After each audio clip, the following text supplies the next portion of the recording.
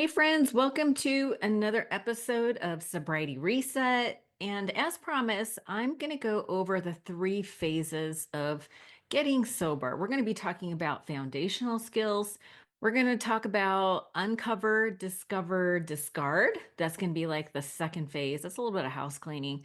And then the third phase is creating lasting change. So let's just start with the first phase. So the first phase is really about looking at your past. It's like your family history. A lot of people go through 12-step or rehabs and they do like a family history. They go into the whole, like you can do like a journaling exercise on your family of origin. What was your relationship like with your mom, your dad? What did your parents do for a living? Did you have siblings? A lot of times on the podcast, you'll hear me asking people about their childhood because what happens in childhood sets the stage for what is to happen later. So if people didn't get the love and attention that they need, if they had alcoholic parents, neglectful parents, if there was dysfunction in the home, what we will do is come up with like a strategy to sort of overcome that. So if you're abandoned or neglected by your parents, you have like really extreme independence, almost to a fault. You have a hyper sense of responsibility. You have this people pleasing attributes that you develop in order to sort of manage the people in your life so that you can get your needs met. And the survival skills that you develop in childhood do not really transfer to healthy adult relationships. When you're a little kid, you really don't have the power to set boundaries. And so, setting boundaries is one of the foundational skills or exercises that you need to do when you're first establishing your sobriety. You have to not only teach people how to treat you, you have to be able to recognize your own limitations, right? Like some people think, oh, I should be able to hang out with the same people that I used to hang out with. I should be able to perform or do things for others at the same level that I used to. I should be able to, hang out with toxic people. There's a whole bunch of boundaries. Oftentimes is boundaries are around what you're able to give or not give, what you're able to tolerate or not tolerate. And boundaries are kind of a funny thing because sometimes you don't know where they are until you cross them. Sometimes we think that we are able to handle stressful situations when we really need to remove ourselves. We have this idea of what we expect that we should be able to handle, when what ends up happening is like little bits of stress over time and pushing us over the edge. And that's when people relapse or drink or have like this compulsive behavior to act out or try to numb their feelings or distract from their feelings. So, this is really why the family history part is so important. Another aspect of building your foundation is around getting really clear about what your goals and values are. Everybody has these values like family is important, spirituality, health, like there are all these things that people value. But if I asked a stranger to look at your calendar or watch you for a week, what would they say your priorities really are? There's usually sort of what I call like the knowledge action gap. We know what to do, but taking action, there's like this gap. Sometimes it's really hard to get ourselves to take action on what we already know we should be doing. So, getting clear about what your goals and values are will help you to prioritize how you spend your time. Another part of building your foundation is really preparing your environment for sobriety. If you can, if you have control over your environment, ask the people in your home to get rid of the booze, all that stuff. The other thing you want to do is add things that are going to be good for you. So, stocking up on healthy drinks, healthy snacks, especially snacks that have protein in them. Your willpower decreases at the end of the day, and it's really important to have the nutrition to really support your willpower. Protein snacks are one of those things that help boost your willpower and give you strength in the evenings when a lot of people, they call it the witching hour, like after 5 o'clock when people their willpower starts to dissipate a little bit. So really preparing your environment, like preparing the people, letting the people know in your home that you need support, having the right foods and snacks, like getting rid of the things that will be tempting. That's all part of preparing your environment. Gathering things like books or exercise things, like that's all part of preparing your environment for sobriety. And the last thing I'll go over in this phase is about building a sober toolkit.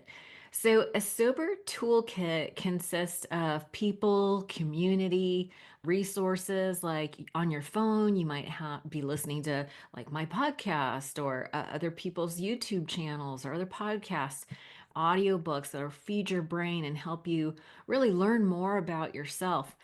Another part of your sober toolkit is learning how to manage your feelings in a different way.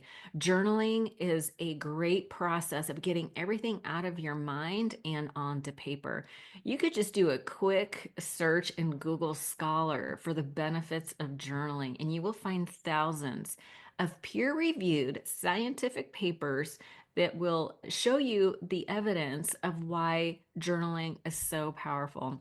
It's really a way to reprocess your feelings, help you to reframe things. It's a huge stress reliever. Journaling is really an important part of your sober toolkit. Another really important tool in your toolbox would be meditation. And I know a lot of people are really resistant to meditation. People that have never done it before often think, I can't sit still. I can't clear my mind. I can't do it. That's what I hear a lot of times. People have all this resistance to meditation. So I just kind of want to lower the bar a little bit. I interviewed this guy a long time ago who talked about, this was a guy who was meditating in silence for an hour. This was somebody that was addicted to amphetamine, somebody who's just like constantly moving. And I was like, if this guy can meditate in silence for an hour. That is really inspiring to me. It tells me that anybody can do it. And what he did is he started out with 12 breaths. Just sitting in a quiet room, focusing on his breath, eyes closed, hands in your lap, feet flat on the floor. You just get comfortable, but sitting up is kind of important, especially in the beginning, so you don't fall asleep. But just taking 12 breaths. Dr. Andrew Huberman actually did a research paper on box breathing. And box breathing is you breathe in for 4, hold it for 4, breathe out for 4, and then hold that for 4. So it's like a little box. And so if you could do that 12 times, that would be a great start to starting your meditation practice. There are so many benefits. It's crazy. It starts to rewire your brain. It helps reduce anxiety. It reduces stress. It helps to regulate your vagus nerve. There's just so many amazing benefits about meditation. And it doesn't have to take that long. A 12 breaths, what is that, like 5 minutes max? Do that twice a day, like once in the morning and maybe once as you're going to sleep, twice a day, something like that. That'll really start to help you regulate your nervous system. A lot of sobriety is about emotion management. So you want to sort of build and layer all these tools to give you the best possible chance to get sober and make sobriety stick. And the last thing I'll talk about in this foundational phase is how to identify your triggers and then come up with a plan, a strategy to sort of deal with those triggers. So you could do like a journaling exercise. You can just look back at the last several times that you drank. What happened right before? There's typically some sort of stressor, whether you were too tired, stressed out, angry, sad, like some emotion, some extreme emotion. What is your particular trigger? What is it that gets you to say the fuck it's, right? Or just like, fuck it, I'm just gonna drink and start over tomorrow. What is it that does that for you? And oftentimes, like if you have your family history all written out, sometimes you can tie it back to things that were going on when you were young, right? And so identifying your triggers, this is kind of two parts. I would encourage professional support. This is something I do when I coach people, is to, once we identify the triggers, we identify where it came from, and then we can do some hypnosis exercise, some internal family systems exercises. There's all kinds of things that you can do to go back to those. This is like root cause reasons for people to drink. So you go back to these triggers and you start to deal with the root cause, and then you are not as compelled to drink when you feel triggered as you move throughout your life. Your triggers are actually really a gift. Triggers tell you where your wounds are that need to be healed. But in the meantime, you sort of need a plan to how to handle these triggers. So there's a couple ways that you can do this. If you already know that there are certain specific situations that make you want to drink, you either avoid those situations, You ask for help, you have a plan on how to get out of that situation. A lot of times, recovery is about having a sufficient substitute. You remove yourself from the situation. If you decide to go exercise first, if you have a friend that you can call to sort of vent to, that's also really important. My clients will oftentimes text me and be like, hey, on the pain scale, I'm like at a 7. And that's when I know that, we need to sort of problem solve. But have a friend that you can reach out to if you start feeling like you're getting triggered. If you know these situations are going to trigger you, have people or tools. You pull out your sobriety toolkit. That'll help you get through some of those triggers. But I would highly encourage you that once you identify what the triggers are, see if you can resolve at the root issue. So when they happen again, it doesn't sort of rubber band you back to that moment in time where you felt powerless or stressed out.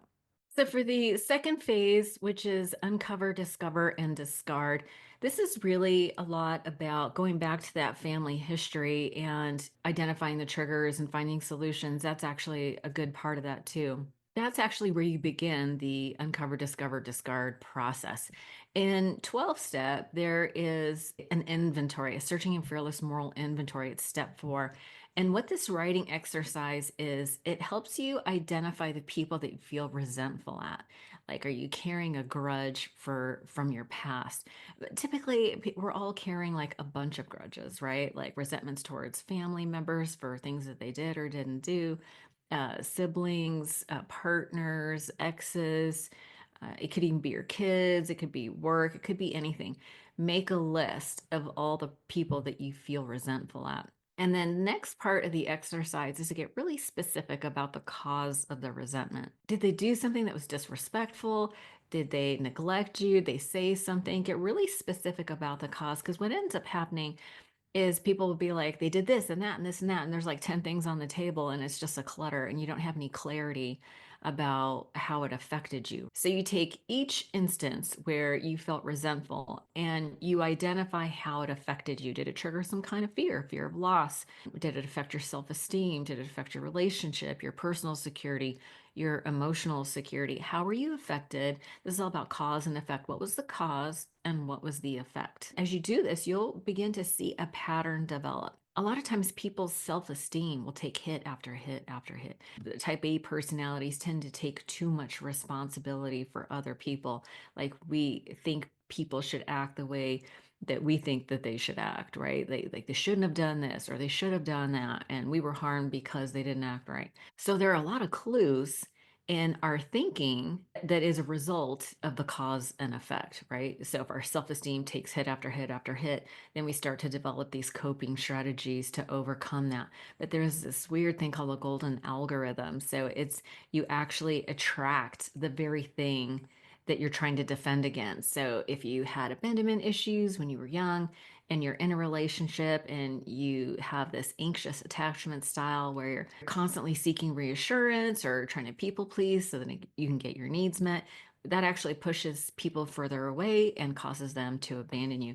So the process of the uncovering is to recognize, what is it about my behavior that is causing some of these things, and so that we can change our behaviors so that we don't actually incur resentments. And granted, there will be a lot of situations where maybe you were actually victimized. And so that's not what I'm talking about. Those are like trauma situations that you would need to take to a professional, get professional support. Things like EMDR, IFS, those are all good processes for dealing with resentments that have to deal with trauma.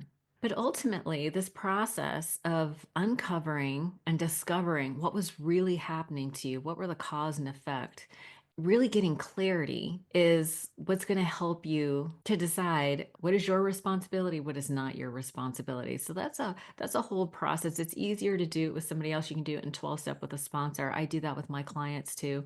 But it's getting this clarity of letting go of what's not yours so that you can bear the responsibility of what is yours. So the third phase is really about how to create lasting change. And this really involves really good self care. I always talk on the podcast about what is your morning practice? What does your self-care routine look like? And mine consists of connecting with others through a gratitude list. I do a gratitude list every day. I do 5 to 12 things that I feel grateful for. It sets the intention for the day. And when your brain is sort of attuned to gratitude, it's amazing how your outlook on life will change. So I would highly encourage starting a gratitude practice. Another part of self-care includes like your physical self-care, right? So whether you do exercise, but it can be walking, you can do anything from like walking to like the 75 hard challenge where you work out twice a day for 45 minutes. Like some people are really intense. But if you're just starting out, even just going for a walk would be good. Maybe you exercise 3 or 4 times a week. Just taking care of your body is really important.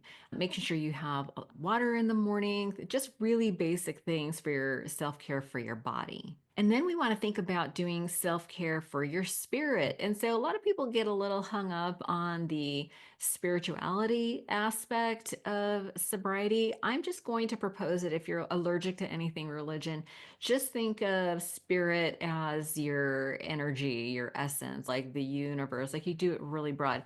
Other people are really specific. I have a belief in God, but I have like sort of redefined God to something that makes sense to me, which is really kind of rooted in love and energy. And listen, I've been sober so long. I have seen so many amazing, like literal miracles happen. I have so much evidence that there is a loving force in the world. And so that is really sort of what I think of when I think of God. But a lot of people have a spiritual practice, whether you read something inspiring in the morning, you do your gratitude list, you do some journaling, you do some exercise, meditation. That all happens. Like it's best to do it first thing in the morning. But I have clients who are super busy, like high pressure jobs or whatever. It's like if they get 15 minutes in the morning before the kids get up or before their day starts, like that's a win, right? And consistency doesn't mean daily. So if you can do like your self care practice more days than not, that's a win. The goal is to really not miss it more than 2 days in a row, or that's the start of a new habit. So, really, what you want to do is build on momentum and really establish a self care practice. I highly recommend getting involved in some kind of sober community. I mean, there's so many, there's Facebook groups, there's in person groups, there's different kinds of programs, there's codependency programs, there's ACOA, Adult Children of Alcoholics slash dysfunctional families. Like, it's really important to surround yourself with other people who are sort of on the same path. There are journal papers out there, a scientific paper that was put out by a Harvard and San Diego professors talking about that we are the average of the 5 people that we spend the most time with. The people that you spend the most time with, you start to adopt their beliefs around drinking, exercise, the way you think about yourself, whether you're positive about the world or you are cynical about the world. Who you surround yourself is really important. So I can't stress how important it is to be connected to some kind of sober community. So, really, those are the 3 phases. There's all kinds of little tools. If you go to my website, makesobrietystick.com, under how it works, there is a detailed list of all these things that I mentioned in case you're driving or you didn't have a chance to write everything down. It's all there for you to utilize as a resource. If you need support, of course, I'm here for you too. Feel free to reach out to me, set up some time on my calendar for a free strategy call. If you have any questions, I'm happy to talk to you. But anyway, I hope this session of Sobriety Reset will really help you sort of really get some clarity about what the 3 phases are and how you can incorporate all these tools so that you can stay sober. Thanks for listening, and I'll see you on the next Sobriety Reset.